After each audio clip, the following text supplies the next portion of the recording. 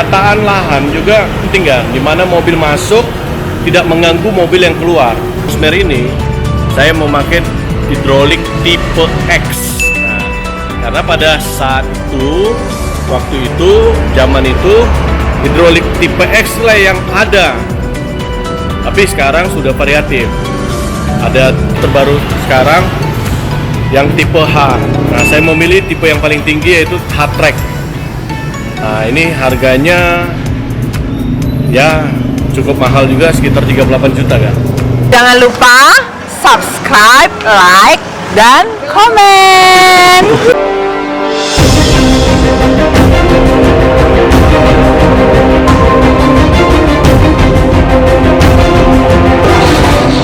Pembahasan kita mengenai hidrolik, saya pikir sudah cukup jelas. Ya, kalian silakan nanti kalau mau bertanya silakan di kolom komentar. Mau bertanya apa nanti saya akan jawab di situ. Boleh melalui YouTube atau Instagram. Selanjutnya saya akan membahas tentang pompa steamer atau vertical pump.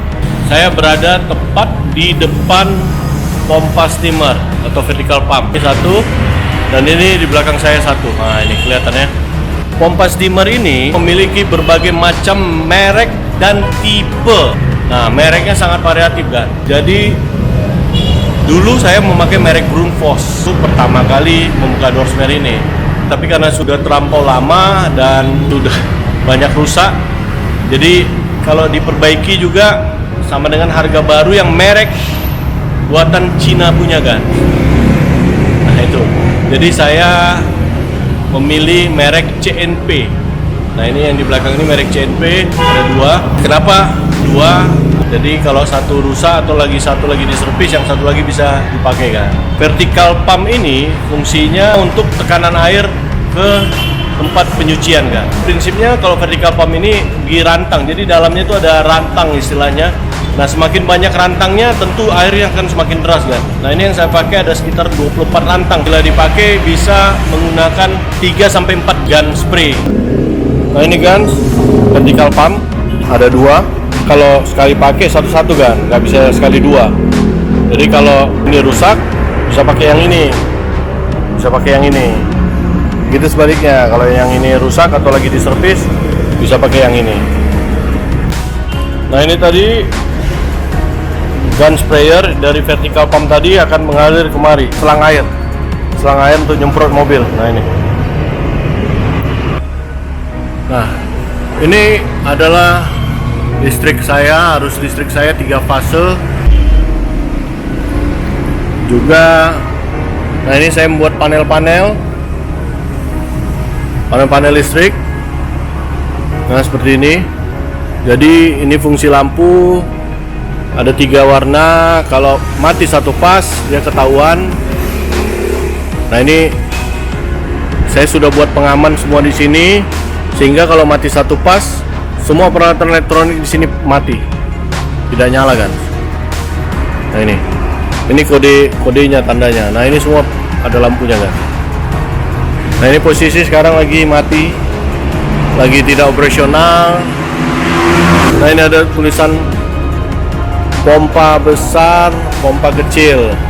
Nah, ini tadi panel untuk vertical pump tadi kan. Ini panelnya. Jadi kalau mau pakai pompa yang besar pakai ini, mau pakai pompa yang kecil tinggal tekan ini. Tapi dia ini nggak bisa bersamaan kan. Memang sengaja gitu. Jadi ini tadi barang elektronik yang saya punya ini adalah 3 pas. Distributornya juga ada. Servisnya cukup gampang. Saya punya teknisi yang sudah langganan, jangan rusak pagi ya, 1 jam 2 jam kemudian teknisinya datang. Nah, pompa CNP ini, vertical pump ini sering dicuci kan, jadi per 6 bulan sekali wajib dicuci, dibersihkan. Perawatan pompa lah kan, namanya tiap hari dipakai kan, 1 hari 12 jam pemakaian, bayangkan lah itu. Vertical pump ini ada teknik-teknik pemasangannya kan, biasanya teknisinya udah tahu teknik pemasangan. Arus air masuk dan debit air yang keluar itu, pipanya juga nggak boleh yang masuk harus besar, yang keluar harus kecil, dan itu ada ukuran-ukurannya kan. Nah, dia ada bercabang-cabang lagi, sehingga airnya itu tekanannya cukup deras. Beli barang elektronik, carilah toko atau distributor yang terpercaya. Jangan taunya jual barang tapi after salesnya, servisnya tidak ada, dia tidak memiliki teknisi. Nah ini jangan kalian cari kan. Instalasi listriknya harus benar-benar yang aman sehingga peralatan-peralatan kalian terjaga dari arus drop atau kekurangan arus. Jadi kadang listrik itu mau yang tidak stabil gitu kan, mau drop di arusnya. Nah ini bisa menghantam peralatan. Tadi kita sudah bahas vertical pump, sumber air yang masuk ke vertical pump tadi atau pompa CNP. Kalian harus membangun tandon atau tangki air. Tangki air ini boleh dibuat sendiri, bangun fondasi struktur, atau kalian beli tangki air yang sudah jadi. Nah ini adalah atau tangki air. Nah ini adalah filter air. Adalah filter untuk penyaringan air dari air yang masuk kemari disaring dan masuk ke tangki penampungan.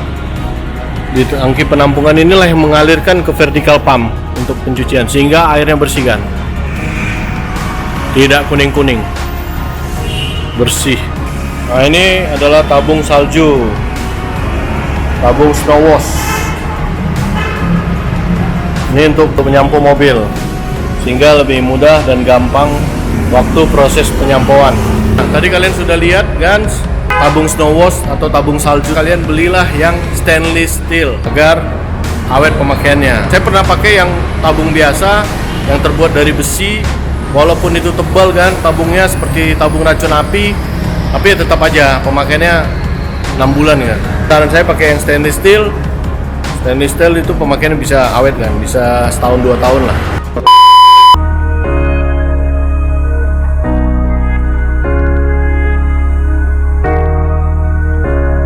Tadi kalian sudah lihat kompresor kan? Kompresor saya tadi ada 2 kan, satu ukuran besar, satu ukuran kecil. Fungsinya yang besar itu kompresor untuk khusus hidrolik kan. Satu lagi yang kecil, kompresornya untuk proses pengelapan. Jadi pada saat mobil siap dicuci, masuk ke area pengelapan, nah itu disemprotin semua sela-sela kaca, spion, grill, karet kaca, lampu-lampu, keliling lah mobil itu disemprot menggunakan kompresor tadi kan. Jadi airnya benar-benar kering. Nah mengenai merek kompresor, tergantung kalian kan. Sekarang banyak produk, apalagi produk Cina, kalian mau pakai yang mana? Boleh yang Jepang punya asli atau yang merek Cina. Saya pikir kalau kompresor ini sih pilihannya cukup banyak, tergantung kalian. Yang pasti kapasitasnya berapa HP. Nah kalau yang besar saya menggunakan 5,5 HP. Nah kalau yang kecil tadi 3 HP, tapi tangkinya besar untuk menyimpan anginnya. Nah ini juga harus rajin-rajin juga kalian suruh anggota untuk membuka tangki airnya, karena kalau lama-lama tidak dibuka tangki airnya yang dari bawah itu ada bukanya, nanti akan bisa mengandung karat kan. Saya lagi berada di ruang tunggu. Nah ini agak sedikit kedap. Nah ini pastikan ruang tunggu yang nyaman buat konsumen kalian guys. Ya kalau bisa ada wifi, ada AC, ada TV. Nah ini saya lengkap, ada wifi, TV, AC, dan juga ada musik juga kan di ruang tunggu ini. Nah saya menggunakan kursi-kursi panjang dan di atasnya saya lapis dengan busa. Konsumen yang dari luar kota, dia perjalanan jauh luar kota, sehingga untuk nyuci mobil dia bisa tidur-tiduran kan di tempat ini. Bahkan banyak juga konsumen kita yang memanfaatkan wifi kita sambil nyuci mobil. Nah mengenai ruang tunggu, saya punya 2 ruang tunggu kan. Satu ruang tunggu yang di dalam menggunakan AC dan satu lagi ruang tunggu di luar. Nah itu mungkin konsumen yang khusus untuk merokok ahli hisap gitu. Jadi nunggunya di luar. Nah, itu saya buat juga dari tempat duduknya saya cor dan menggunakan keramik sehingga bersih. Tadi kalian sudah lihat juga guys store-nya tidak terlalu besar, saya bikin simple aja. Meja kasir yang kalian lihat simple. Nah, karena lagi pandemik ini, meja kasirnya saya tutup pakai bingkai plastik untuk menjaga jarak dengan konsumen. Yang perlu kalian tahu juga, kalau bisa lahan Doorsmere kalian nantinya buatlah ruang untuk tempat tidur karyawan. Jadi kalian manfaatkan, mungkin bisa kalian bikin bertingkat. Nah, kalau saya bikin bertingkat. Nah, di lantai 2 itu selain gudang ada ruang tidur karyawan. Saran saya, buatlah tempat tidur khusus karyawan, karena mungkin bisa aja kalian menampung karyawan dari luar kota. Nah, daripada mereka ngekos, kan lebih bagus kalian sediakan lahannya. Kesan pertama pada saat mobil lalu lintas di depan Doorsmere kalian atau tempat cuci kalian menarik, itu kalian harus buat pelang merek kan. Itu terserah kalian, sekreatif apa kalian. Pengaturan warna untuk pelang merek dan sebesar apa pelang mereknya itu sangat penting kan juga. Selain pelang merek, mungkin kalian juga bisa buat Instagram, Facebook, atau promosi di Google kan untuk usaha kalian. Tadi sudah saya bahas semua di sini mengenai apa saja yang dibutuhkan untuk buka cucian mobil atau istilahnya anak Medan itu Doorsmere kan. Nah, mulai tadi kita bahas modal.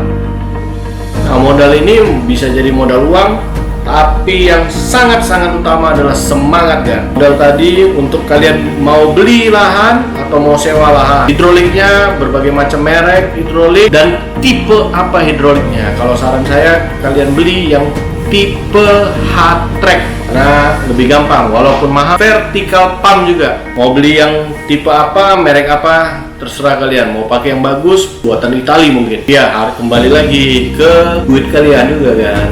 Tadi kita bahas mengenai snow wash atau tabung salju. Belilah tabungnya stainless. Harganya tidak jauh, hanya selisih sedikit aja dari tabung yang besi biasa. Kita bahas mengenai tangki air. Kalau mau simple, mau cepat, kayak tangki air yang sudah jadi. Filternya jangan lupa kan, pakai filter yang gampang sistem backwash-nya, pencucian filternya. Kompresor kalau hidrolik kalian cuma 1 atau 2 ya pakai yang 3 HP aja. Tapi kalau yang di atas dari 2 hidrolik, pakai yang 5,5 HP. Itu udah minimal. Mengenai store, bagian penjualan, saya punya simple aja. Ruang tunggu yang nyaman agar konsumen kalian betah. Yang pakai AC, kalian buat pelang merek yang menarik di depan outlet kalian. Terus kalian berikan promo-promo dan promosikan di Instagram, Facebook, atau YouTube. Nah, seperti saya ini mempromosikan melalui media sosial, karena sekarang marketing terbaik itu adalah melalui medsos. Mau nggak mau harus, memang ini era zamannya digital, jadi ya nggak ada malu atau gengsi segala macam. Ya namanya kita usaha, ya harus semangat. Kalian harus semangat kan dalam memulai usaha, harus cepat ngambil keputusan, harus cepat, jangan berpikir-pikir untuk memulai usaha. Kalau niat kalian sudah oke, jalankan, jangan pantang mundur, harus tetap terus semangat. Masalah-masalah akan ada setiap harinya, tapi masalah itu percayalah, kalau kalian berdoa kepada Tuhan, pasti masalah-masalah itu akan terpecah. Dan itu menjaga usaha harus kalian rawat dengan cukup baik, dan terutama jaga konsumen kalian agar mereka datang lagi ke tempat kalian untuk mencuci mobil dan mempromosikan ke teman-temannya. Vlog kita hari ini semoga kalian puas. Jika kalian ingin bertanya, silakan di kolom komentar atau DM saya melalui Instagram. Semoga kalian suka akan vlog ini, bermanfaat buat kalian semua. Jangan lupa dukung saya channel ini, semoga channel ini bisa berkembang. Jangan lupa subscribe, like, komen, dan bantu saya untuk men-share video ini. See ya.